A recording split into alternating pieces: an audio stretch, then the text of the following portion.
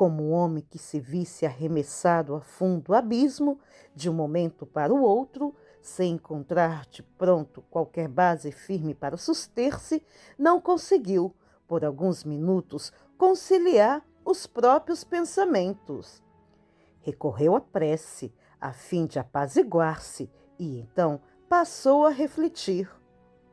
Contemplou a fisionomia calma da criança através do espesso véu das lágrimas e indagou a si mesmo para onde iria. Como resolver o delicado problema criado pela mulher. Não desconhecia agora a crueldade de Opílio. Sabia-o detentor das atenções de César, que, segundo a versão popular, lhe utilizara a cooperação no assassínio de Geta. Nota: Públio Sétimo Geta, 189 a 211. Foi um imperador romano. Compartilhou o poder com o seu pai, Sétimo Severo, e com seu irmão mais velho, Caracalla, a partir de 209. Foi morto por ordem de seu irmão, pelo que recebera enorme patrimônio de terras na Gália distante, e naquele momento não duvidava de que ele houvesse facilitado a morte da abnegada Eliodora, movido de paixão por Cíntia. Considerou a situação vexatória a que fora projetado e asilou o propósito de Revide. A inovidável figura do Cristo, porém, assomou-lhe a imaginação superexcitada. Como harmonizar a vingança com os ensinamentos da Boa Nova, que ele mesmo difundia em suas viagens? Como destacar o impositivo do perdão para os outros, sem desculpar as falhas do próximo? O mestre, cuja tutela buscara, havia esquecido os golpes de todos os ofensores, aceitando a própria cruz. Vira muitos amigos presos e perseguidos em nome do celeste benfeitor. Todos demonstravam coragem, serenidade, confiança. Conhecia o devotado pregador do Evangelho na Via Salária, Ostílio Fúvio, cujos 2 filhinhos haviam sido trucidados sob as patas de 2 cavalos, conduzidos intencionalmente sobre eles por um tribuno embriagado. Ele mesmo, Varro, ajudara a recolher os despojos dos inocentes e vira que o pai, de joelhos, orara, chorando, agradecendo ao Senhor os sofrimentos com que ele e a família eram rudemente experimentados. A aflição daquela hora não seria a mão de Deus que lhe exigia um testemunho de fé? No entanto, não seria melhor perecer no anfiteatro ou ver Tassiano devorado por animais ferozes e se confiarem ambos à vergonha da morte moral? E perguntava em pranto mudo como se portaria Jesus se estivesse sido pai. Entregaria uma criança inerme a um lobo terrível da floresta social sem a mínima reação? Por si, não se notava com direito a qualquer exigência. Reconhecia-se na posição do homem comum e, por isso mesmo, pecador, com a necessidade indispensável de adaptar-se à virtude. Não poderia reclamar devotamente a esposa, embora perdê-la lhe custasse imensa dor. No entanto, e o pequenino? Seria justo abandoná-lo à mercê do crime? Oh, Deus! Soluçava intimamente. Como lutar com um homem poderoso quanto Opílio Ventura, capaz de alterar as determinações do próprio César? Que a mulher amada o seguisse era uma ferida que a esponja do tempo, de certo, lhe absolveria no âmago da alma. Contudo, como se separar do filhinho que era sua razão de viver? Ergueu-se maquinalmente, retirou o menino adormecido dentre os panos de lã em que descansava e asilou a tentação de fugir. Não seria, porém, indesculpável temeridade expor a criança à intempérie? E como situaria a companheira no dia seguinte, à frente da vida social? Cíntia não havia pensado nele, pai carinhoso e amigo, mas poderia ele, discípulo dos ensinamentos de Jesus, votá-la ao desprezo de si mesma ou à desconsideração pública? Qual se estivesse amparado por estranha força invisível, repôs o pequenino no leito e, depois de beijá-lo eternecidamente, inclinou-se demoradamente sobre ele e chorou humilde, derramando copiosas lágrimas, como se vertesse o cálido rócio do próprio coração na preciosa flor de sua vida. Logo após, certificando-se de que o diálogo continuava na câmara íntima, regressou à via pública, buscando ar renovado para o corpo enlanguecido.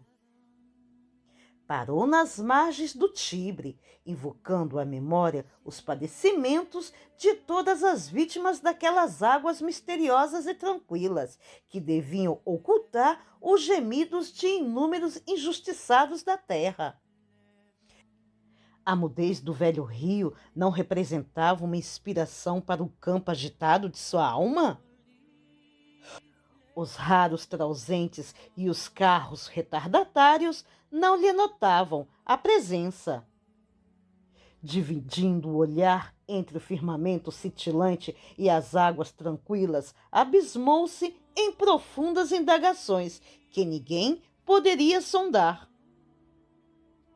Ao alvorecer, tornou à casa, apático e desorientado, e cerrando-se num cubículo, entregou-se a sono pesado e sem sonhos, do qual despertou ao sol avançado pelos gritos dos escravos que transportavam material para as construções próximas.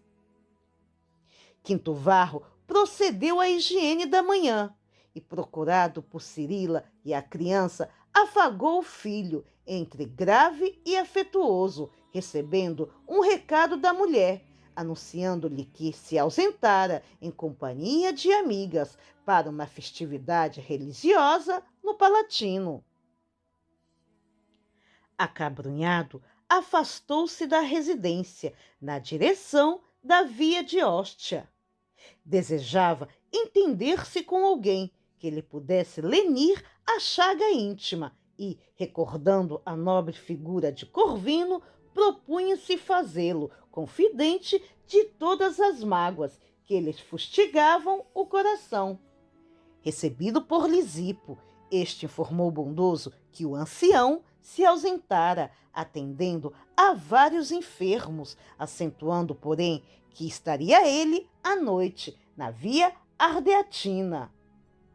Nota: Via Ardeatina. Atualmente é conhecida como Estrada Provincial. O anfitrião, todavia, observou tamanha palidez no visitante inesperado, que o convidou a sentar-se e a servir-se de um caldo reconfortante. Varro aceitou, experimentando grande melhora espiritual.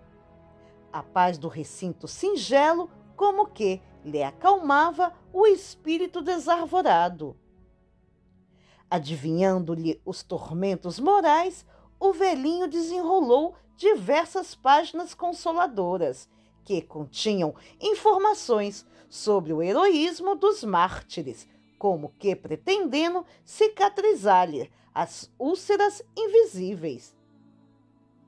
O jovem ouviu atento, leu compridos trechos das descrições e, alegando abatimento físico, deixou-se ficar junto de Lisipo até mais tarde, quando ambos se dirigiram para os sepulcros em um carro de velho amigo. Alcançaram os túmulos dentro da noite. Transpuseram a porta que um dos companheiros vigiava atento e desfilaram nas galerias, junto de numerosos irmãos que seguiam, conduzindo tochas em conversações coroadas de esperança. Os cemitérios cristãos em Roma eram lugares de grande alegria. Inquietos e desalentados na vida de relação, com infinitas dificuldades para se comunicarem uns com os outros, disse-ia que ali, no lar dos mortos que as tradições patrícias habitualmente respeitavam, os seguidores do Cristo encontravam o clima único, favorável à comunhão, de que viviam sedentos. Abraçavam-se aí, com indivisível ternura fraterna, cantavam jubilosos, oravam com fervor. O cristianismo de então não se limitava aos ritos sacerdotais. Era um rio de luz e fé, banhando as almas, arrebanhando corações para a jornada divina do ideal superior. As lágrimas não surgiam na condição de gotas de fel incendiado, mas como pérolas de amor e reconhecimento nas referências aos suplícios dos companheiros sacrificados. Aqui e ali, sepulturas róseas e brancas ostentavam 2 versos afetuosos que não lembravam qualquer ideia escura da morte. Só a bondade de Deus e a vida eterna mereciam exaltação. Varro relia com avidez as palavras que lhe eram familiares, buscando apoio moral para a resistência íntima de que se reconhecia necessitado. Não longe a carinhosa amizade de alguém escrevera a saudação. Festo, Jesus te abençoe. Adiante, grafara um pai devotado. Gláucia, querida filha, estamos juntos. Acolá brilhava a inscrição. Crescênio vive. Mais além, fulgurava outra. Popéia glorificada. Nunca sentira Varro tamanha paz nos túmulos. Reconhecendo-se na posição de um homem expulso do próprio lar, sentia agora, na multidão anônima dos companheiros, a sua própria família. Detinha-se nos semblantes desconhecidos, com mais simpatia e interesse, e pensava consigo mesmo que naquela fileira de criaturas que ansiosamente buscavam os ensinamentos do Senhor, talvez existissem mais dolorosos dramas que os dele e chagas mais profundas a lhe sangrarem nos corações. Sustentava Lisipo no braço robusto, como se houvera reencontrado a alegria de ser útil a alguém, e, pelos olhares felizes que permutavam entre si, pareciam ambos agradecer a influência de Jesus, que concedia ao velho afetuoso a graça de amparar-se em um filho e ao moço infortunado a aventura de encontrar um pai a quem poderia servir. Em grande recinto iluminado, hinos de alegria precederam a palavra do pregador, que, assomando à tribuna, falou com indescritível beleza acerca do reino de Deus, encarecendo a necessidade de paciência e de esperança. Quando terminou a enternecedora locução, Lisipo e Varro aproximaram-se para reconduzi-lo à casa.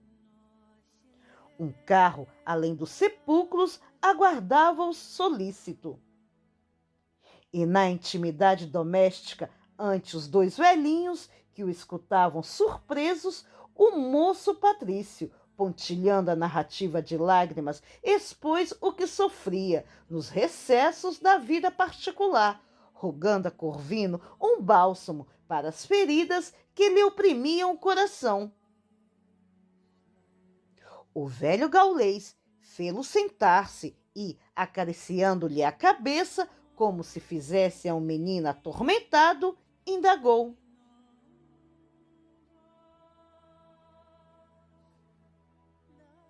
Varro, aceitaste o Evangelho para que Jesus se transforme em teu servidor ou para que te convertas em servidor de Jesus? Oh, sem dúvida! Se há alguma coisa aspiro no mundo, é o ingresso nas fileiras dos escravos do Senhor. Suspirou o rapaz. Então, meu filho, cogitemos dos desígnios do Cristo e ouvidemos nossos desejos. E, fitando o céu pela janela humilde, deixando perceber que solicitava a inspiração do alto, acrescentou: Antes de tudo, não condenes tua mulher. Quem somos nós para sondar o coração do próximo? Poderíamos, acaso, torcer o sentimento de outra alma, usando a maldade e a violência? Quem de nós estará irrepreensível para castigar?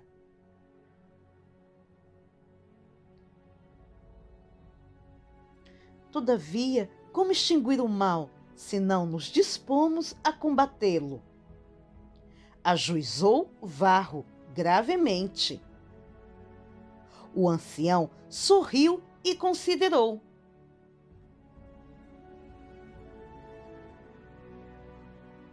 Acreditas, porém, que possamos vencê-lo à força de palavras bem feitas? Admites, porventura, que o mestre haja descido das alturas simplesmente para falar? Jesus viveu as próprias lições, guerreando a sombra com a luz que irradiava de si mesmo, até o derradeiro sacrifício.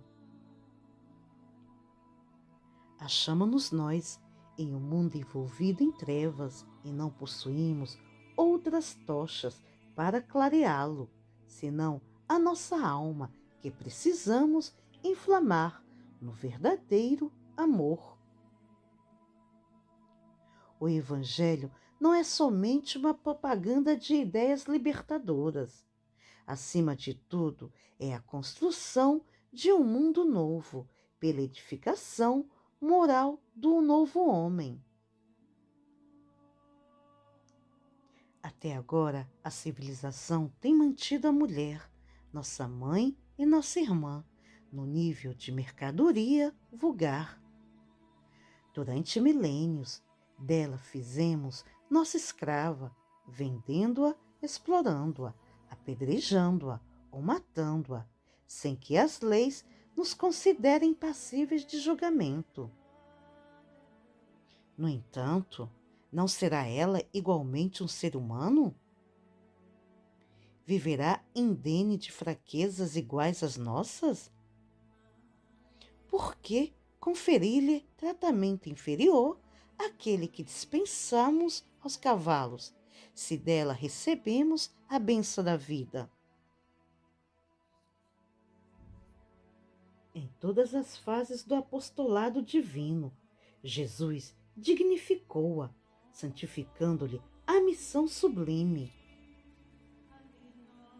Recordando-lhe o ensinamento, será lícito repetir? Quem de nós, em sã consciência, pode atirar a primeira pedra? E, fixando significativamente os dois ouvintes, acentuou: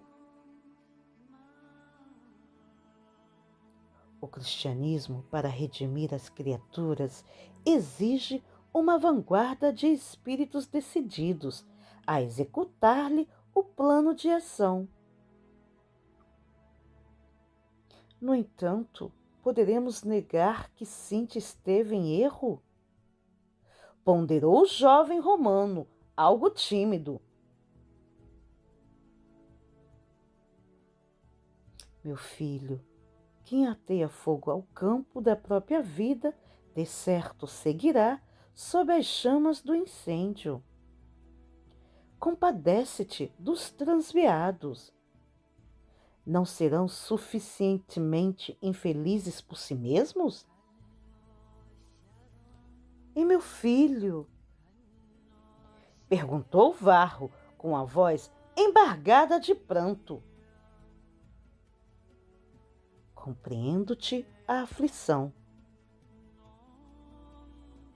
E, vagueando o olhar lúcido pela sala estreita, Corvino pareceu mostrar um fragmento do próprio coração, acrescentando: